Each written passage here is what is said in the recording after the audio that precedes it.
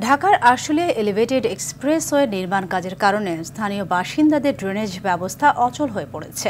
স্থায়ী ড্রেনেজ ব্যবস্থা দাবিতে মানববন্ধন করেছে আশুলিয়ার টঙ্গাবাড়ি এলাকায় বাসিন্দারা। সকালে বাইপাইল আবদুল্লাপুর সড়কে এই মানববন্ধন করা হয়। এ সময় বক্তারা বলেন, এই নির্মাণ কাজের কারণে গত 1.5 বছর ধরে এলাকার পয়ঃনিষ্কাশনের ড্রেনের প্রবাহ বন্ধ আছে। তে স্থানীয় বাসিন্দাদের বসত বাড়িতে পানি উঠে ভোগান্তিতে পড়েছেন কয়েক হাজার বাসিন্দা। নানা রোগে আক্রান্ত হচ্ছে শিশুসহ বিভিন্ন বয়সের মানুষ। এদিকে এক্সপ্রেসওয়ের প্রকল্প পরিচালক শফিকুল আলম জানান, কোনো ড্রেন বন্ধ করা হয়নি, বরং ড্রেন সচল রাখতে প্রতিনিয়ত পরিষ্কার করা হচ্ছে।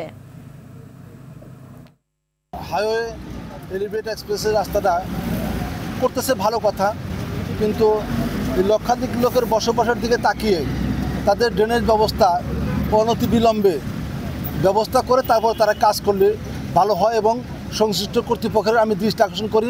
এলিভেটেড এক্সপ্রেস কাজ শুরু হওয়ার পর থেকে নিয়ে আজকে 1.5 বছর পর্যন্ত এটা বন্ধ। আজকে লাখ লাখ মানুষ এলাকাবাসী পানিবন্দী অবস্থায় রয়েছে এবং সব দূষিত পানি, খাওয়ার পানি পর্যন্ত অনুপযোগী হয়ে গেছে।